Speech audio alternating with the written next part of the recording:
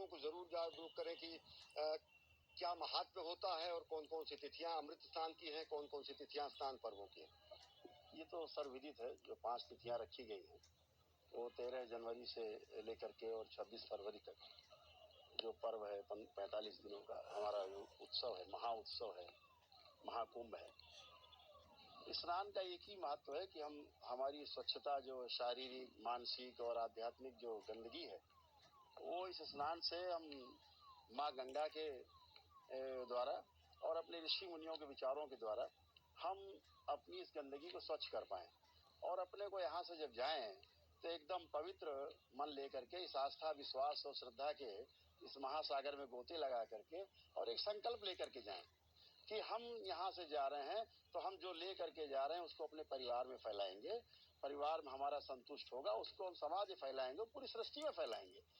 ये एक व्यवस्था यहाँ से जो बनी है, ऋषि मुनियों की परंपराएं बनी है कि हमको एक ही स्थान पर सब दिव्य पुरुषों के दर्शन और उनके साथ सत्संग का और उनको सुनने का, समझने का हमें अवसर मिलता है। महाराज जी, अगर देखें तो कुंभ के जो अखाड़े हैं, लोगों का सबसे ज्यादा उन पर आकर्षण होता है और सब में संत महात्माओं के आशीर्वाद प्राप्त करने की ललक होती है। गिरी कंदराओं में रहने वाले, निर्जन वनों में रहने वाले, परिव्राजक रूप में हिमालय की गुफाओं में रहने वाले नागा सन्यासी भी आते हैं, अखाड़ों में आते हैं। दिव्य पूरी परंपरा रही है। हमारी संस्कृति जब खतरे में पड़ी तो शंकराचार्य जी ने शस्त्र और शास्त्र दोनों को धारण करने की अनुमति दी। कैसे उस परंपरा के संवाहक है हमारे अखाड़े? अश्विनी जी, आज जो शस्त्र और शास्त्र की परंपरा की हम लोग बात कर रहे हैं, समय बदलता है तो समय के साथ साथ बहुत कुछ बदल जाता है। वो समय और था जब हमें शस्त्र उठाने पड़ते थे। आज शस्त्र के लिए ईश्वर ने ऐसी व्यवस्था की हमारे देश में कि आज चाहे केंद्र हो चाहे हमारे प्रदेश की सरकार हो, तो वो सुरक्षा के रूप में तो जो हमें मिला हुआ है, वहाँ इसलिए शस्त्र उठाने की आवश्यकता तो पड़ती नहीं। अब तो प्रतीकात्मक है। जो शस्त्र है वो अपनी बुराइयों के लिए है। जो शस्त्र हम शब्द का प्रयोग कर रहे हैं वो अपनी बुराइयों को काटने के लिए है और शास्त्र हमारे मार्गदर्शक है। तो जो सरकारों का काम है, अब वो जो शास्त्र वाला काम, शस्त्र वाला काम था, अब वो सरकारों के जिम्मे है।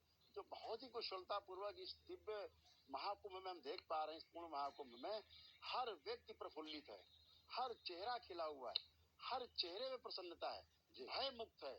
सारा जो डिजिटल हम व्यवस्था देख रहे हैं, कोई भी किसी व्यक्ति में खोने की व्यवस्था नहीं कि हम खो जाएंगे, भयभीत है, कुछ भी नहीं है।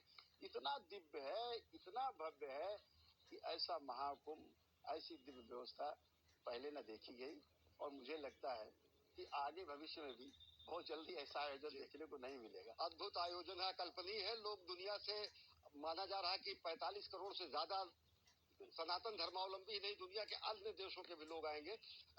गुरुजी, बताया जा रहा है, हमारे संवाददाता बता रहे हैं कि पूरी दुनिया तो बढ़ती ही है, देश के अलग अलग हिस्सों से लोग आ रहे हैं, दुनिया के अलग अलग हिस्सों से आ रहे हैं। अगर देखिए, सनातन की सभी धाराएं आके मिलती है, कोई भेद नहीं होता, कोई वर्ग नहीं होता, सारी बेड़ियां इस त्रिवेणी में आकर टूट जाती हैं। कैसे एकता समरसता का महायज्ञ है और पूरी दुनिया अचंभित होकर ये देखती है। अनुशासित तरीके से बगैर किसी निमंत्रण के आते हैं, स्नान करते हैं, चले जाते हैं, राम नाम जपते हैं। अद्भुत आयोजन। अश्विनी जी, पूरे संसार में मानवीय सिद्धांत है, हर व्यक्ति सुखी रहना चाहता है। ये चाहे हम हो चाहे कोई भी हो, सुखी रहना ही हर मानव का मूल उद्देश्य है। और सुखी रहने का जो मूल मंत्र है उसमें भूला हुआ है। उसके भूलने के कारण भौतिक जगत में उसे कभी सुख, कभी दुख, कभी दुख, कभी सुख, ऐसे सागर में बार-बार गोते लगाना पड़ता है। हर मानवीय आकांक्षा सार्वभौमिक सिद्धांत है, ये यूनिवर्सल ट्रूथ है कि व्यक्ति लगातार निरंतरता चाहता है सुख में। लेकिन महाराज जी, संगम के तट पे जब आके देखते हैं, धूनी रमाए हुए सन्यासी बैठे हुए हैं, दुनिया से विरक्त नहीं है, राष्ट्र निर्माण में लगे हैं, समाज निर्माण में लगे हैं और एक पूरी दुनिया को नई फिलॉसफी देते हैं जो तेन त्यक्तेन भुंजी था कहा जाता है।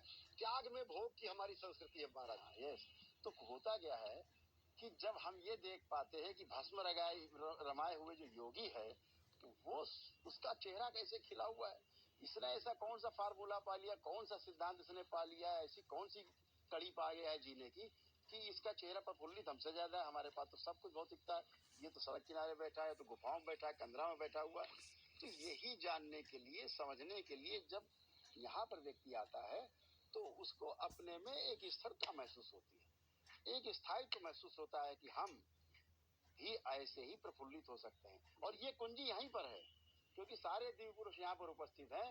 इन दिव्य पुरुषों की उपस्थिति में, ऋषि मुनियों की उपस्थिति में, जो आपने कहा कि कंदराओं से निकल के आए हैं, गुफाओं से निकल के आए, असल में वही सही मायने में हमारे दिग्दर्शक हैं, मार्गदर्शक हैं। बाकी तो हमारे सब आश्रम बने, जितने लोग यहाँ पर, उनसे जाके कभी भी मिल सकते हैं।